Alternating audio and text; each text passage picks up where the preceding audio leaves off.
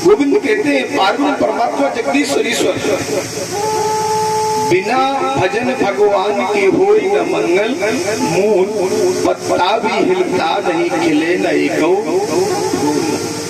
उसकी मर्जी की कुछ होने वाला नहीं है। जब तक नारायण की इच्छा नहीं है हमें सुख और दुख होने वाला नहीं है, क्योंकि कहा भी गया है सुख दुख दोनों भाई हैं, रहते दोनों संग, और समय समय पर दिखलाते वो अपना अपना रंग। सुख दुख दोनों भाई हैं और दोनों अपना अपना समय जब आ जाता है, कहा गया है कभी दिन बड़ा कभी रात, कभी दिन बड़ा कभी रात, न दिन बड़ा न रात, और सबसे बड़ी समय जो होता है ना, समय समय का बोलना, समय समय की बात।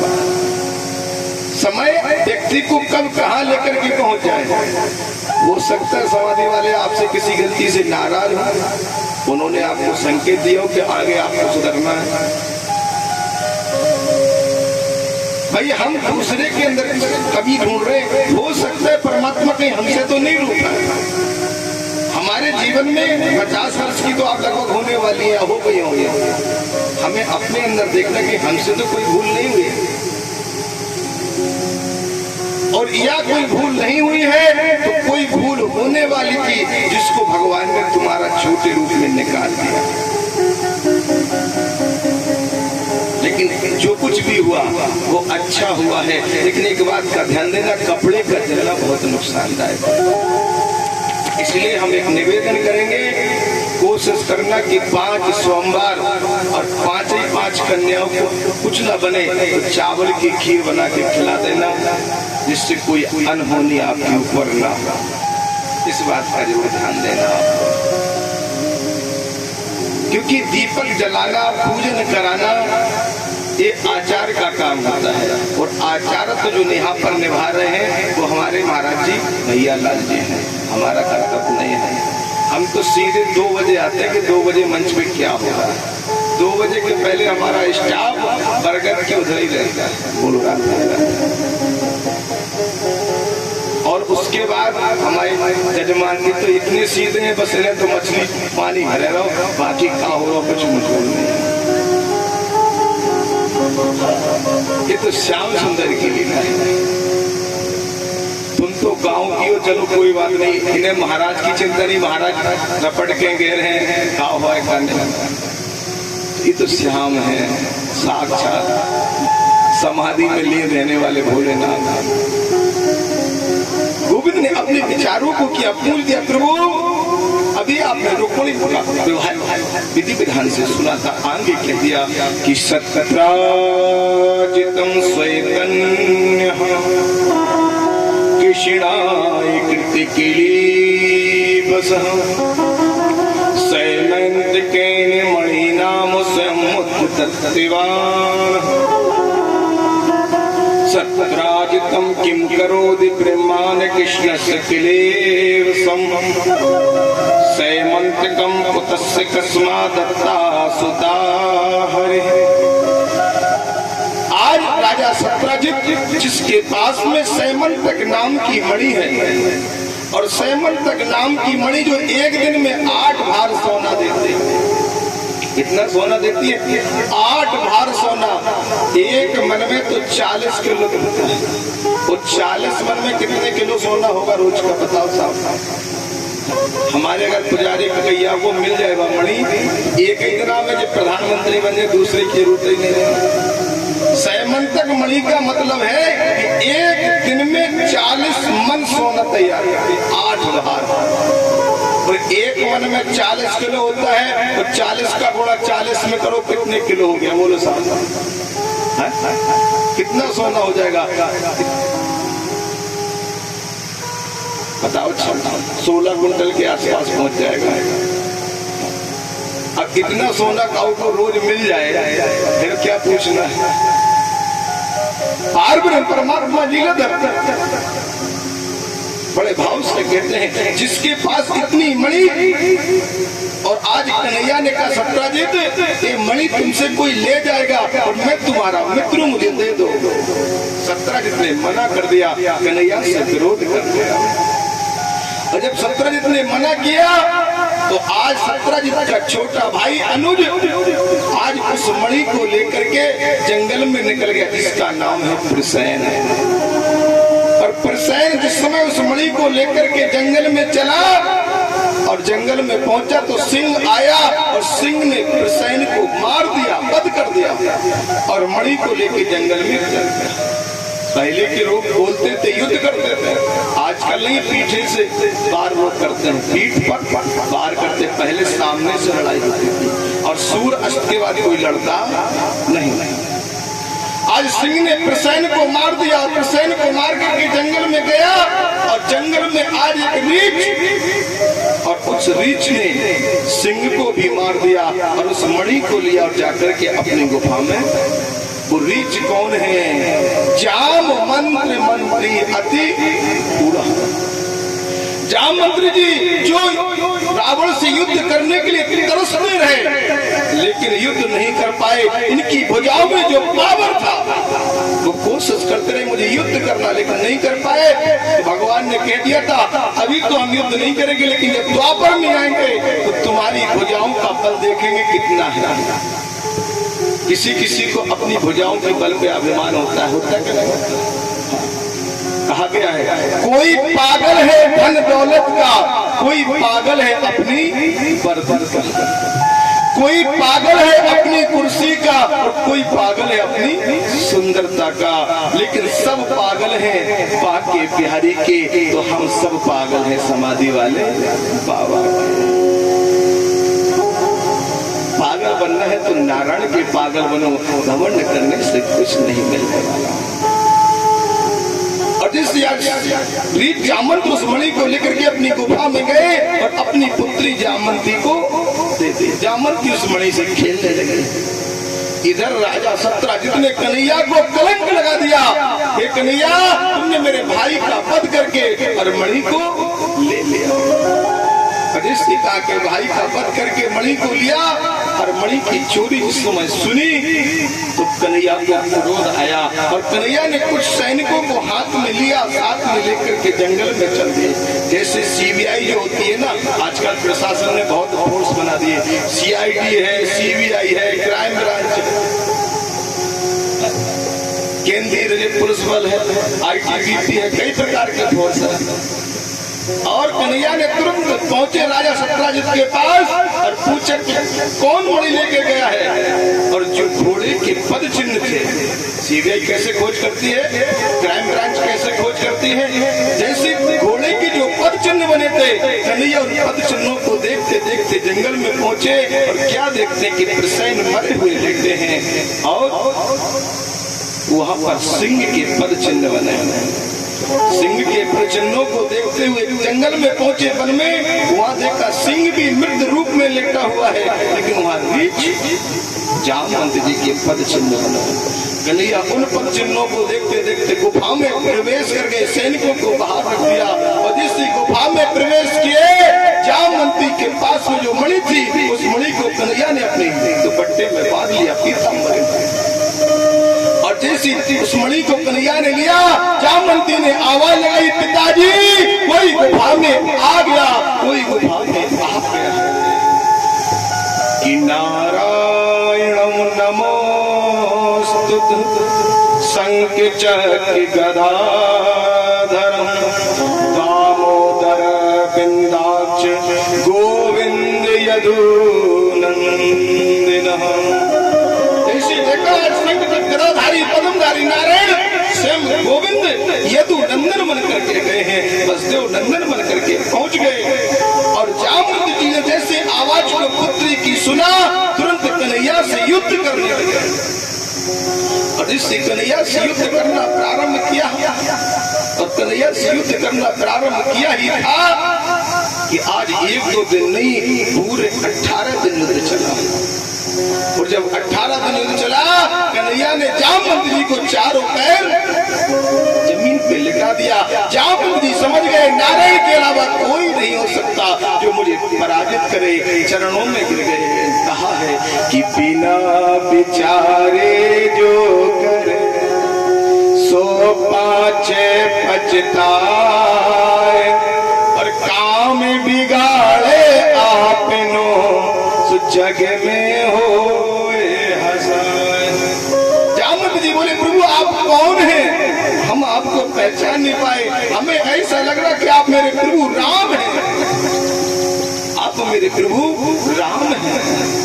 उसी समय कह दिया, जैसे सूरदास जी ने तुलसीदास जी ने कहा था कन्हैया से मुझे राम की छवि दिखाओ कि कितने मोरली कितने चंद का कितने गोपिन को साथ अपने जन के कार्य सो कृष्ण भय।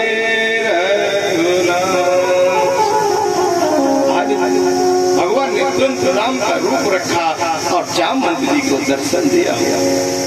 जामवंत जी ने तुरंत कहा प्रभु आप, हम आपसे पश्चाताप करते हैं, आप मेरी पुत्री का वरण कर दो। आज जामवंत जी के साथ में कन्हैया का दूसरा विवाह हुआ और जामवंत जी के साथ में कन्हैया का जैसे दूसरा विवाह हुआ और दूसरा विवाह करके आज चलने लगे तो दहेज में क्या मिला है? दहेज में इनको मणि मिल गई। और आज के युग में लोग दहेज ज्यादा मांग रहे हैं, मांग रहे कि नहीं मांग रहे? हाँ, किसी के अगर लाला हो इकलौता तो माता पिता कहते हमें 10 लाख चाहिए। क्यों साहब? अगर किसी के एक बालक हो तो क्या कहते हैं हमें 10 लाख चाहिए। अब अगर कोई गरीब हो तो वो 10 लाख पास है। माता पिता तो 10 लाख कहते हैं, बालक कहता हमें तो 4 व्हीलर चाहिए। अब 10 लाख की वो 20 लाख हो गए। क्यों साहब? और तब तक लला की बुआ आ जाए, यहाँ तक बुआ बैठी, हम नाम नहीं जानते लेकिन बता दे। गोविंद ने श्याम सुंदर लीलाधारी में ऐसा कहा, जैसे कहा बुआ कहती हमको 2-4-5 हजार की साड़ी मिल जाए, एक आधा अंगूठी मिल जाए। दहेज में का बहू ही लाने दहेज नहीं पाई, खुद नहीं कर सकती मेहनत, खुद नहीं बनवा सकती। आज दहेज के पीछे एक कवि ने कहा है, सिम ने कहा है, आज कलयुग में इतना दहेज बढ़ गया है कि आज दहेज के पीछे बेटी सिम छट करके रात हो। कहा गया है कि दान दहेज प्रथा भारत में ऐसी बढ़ गई। पुजारी दादा ध्यान देना, दान दहेज प्रथा भारत में ऐसी बढ़ गई, लाड़ प्यार से बली वो जाके ससुराल में। आजकल ससुराल में अपनी बेटी को लोग कहते हैं महाराज वो बहुत दहेज लोग हैं, लेकिन जिसकी बेटी तुम अपने यहाँ बहू बना करके आए हो उसका क्यों? वधू लड़कनी पर घर आई और राखो नयन पलक की। इसका क्या कारण है मैं बता रहा हूँ आपको। वधू लड़कनी पर घर आई। दशरथ जी ने कौशल्या से क्यों कहा कि सीता जी पर घर आई है? जब राम का घर है तो फिर सीता पर घर कैसे हो गई? विचार करने की बात है। क्यों? कुसु की बहू कुसु के घरे आए तो तुम क्या क्यों पर घर आई? अपने घर आई, यही तो कहोगे ना। फिर दशरथ जी ने ये क्यों कहा कि वधू लड़कनी पर घर आई और राखो नयन पलक की। जैसे पलक आंखों की रक्षा करते हैं ऐसे बहू की रक्षा करनी है कौशल्या। इसका मुख्य कारण है दशरथ जी ने राम को जटायु को पहले दे दिया था, और जो जटायु का पुत्र है दशरथ जी का दाह क्रिया संस्कार नहीं किया राम ने। किसका किया? जटायु को तात कहा है और कानन राजू बने हैं राम जी। और जब जटायु के राम हो गए तो बहू उनकी होगी जटायु की, पर दशरथ की कहा गई। और जब दशरथ की नहीं तो दशरथ ने कहा कि वधू लड़कनी पर घर आई और राखो नयन पलक की। यही बात आज कलयुग में लोग कैसे बहुओं के साथ अत्याचार कर रहे हैं, हमारा आप लोगों से समझाना है, कहना है। गोविंद बड़े भाव के साथ में बोलते हैं कि आज एक बेटी है जब ससुराल में पहुंची तो आज उसके साथ क्या होता है, ऐसा आप लोग मत करना। खरसुलिया वाले ध्यान देना, मेरा निवेदन है कि दान दहेज प्रथा भारत में ऐसी बढ़ गई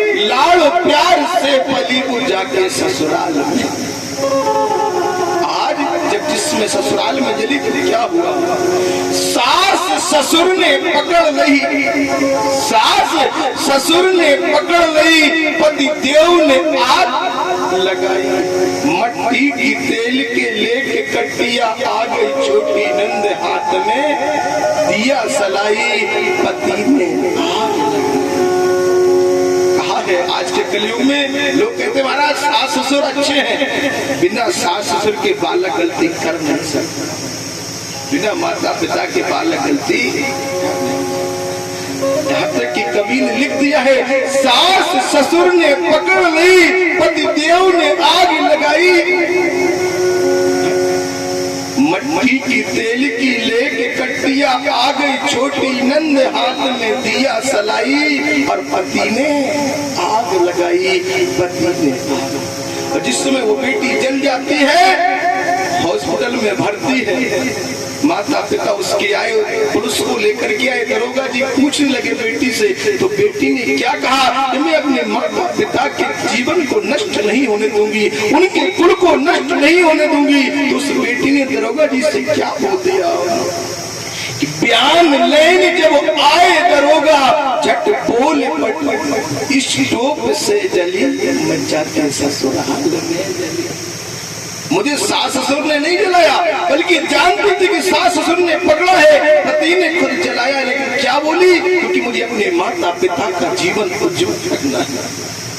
मरने वाली वो बेटी एक ही बात कह के गई कि इस शोक से जली, भूख से जली, दान दहेज पर भारत में ऐसी। जीवन में कभी दहेज नहीं लेना, दहेज लेने से कोई व्यक्ति बड़ा आदमी नहीं बनता है। स्वयं में कर्म करो तो आप बड़े बन जाओगे। आज जामवंती जी का विवाह हुआ, दहेज में नहीं, सैमंतक नाम की बड़ी द्वारकाधीश को मिली, लौट करके आए, बोलो द्वारकाधीश भगवान की जय हो। आने जैसे लौट करके आए, राजा सत्यजित को वो मणि वापस कर दे। सत्यजित चरणों में गिर गया, प्रभु क्षमा करो, त्राई माम शरणं बता, क्षमा कर दीजिए। क्या क्या प्रभु, मैं आपसे एक ही बात कहता हूँ, आप मेरी पुत्री सत्यभामा के साथ विवाह कर लो, जो पृथ्वी के अवतार, पृथ्वी के रूप में सत्यभामा, और सत्यभामा से विवाह के जिस समय कहा तो भगवान ने स्वीकार कर लिया कि ता सत्यभामा भगवान यथा विधि। आज विधि विधान के साथ में सत्यभामा के साथ विवाह किया, और विवाह करके आज उस मुनि को लेके चलने लगे, और तभी कन्हैया ने मजाक कर दिया, सत्यभामा बोले हाँ, बोले रथ में तुम्हारी सौत बैठी है। जामवंती जी रथ में बैठी हुई थी, सत्यभामा तुम्हारी सौत रथ में बैठी और तुमसे सुंदर है। अब बताओ, अगर जामवंती जी की पुत्री है तो वो रीछ की पुत्री कितनी सुंदर हो। लेकिन कन्हैया ने कहा सत्यभामा बहुत सुंदर है और मेरा काम बन जाए। सत्यभामा को क्रोध आया, कहा जैसी मैं हूँ ऐसी जामवंती हो जाए। कन्हैया बोले बस अब तो काम हो गया, सुंदर सत्यभामा थी, जामवंती भी सुंदर हो गई। बोलो राधे राधे। और जैसे लौट करके दौड़ का पहुंचे, भगवान का आज सभी ब्रजवासी आनंद ले रहे हैं, कह रहे हैं कन्हैया की वो छवि क्या है, गोविंद की छवि क्या है। क्या कहते हैं कि मोहन से दिल क्यों लगाया है। आज बड़े भाव से गोपियां कहती हैं छलिया से दिल क्यों लगाया। ये मैं जानू या वो जाने, छलिया से दिल क्यों लगाया है।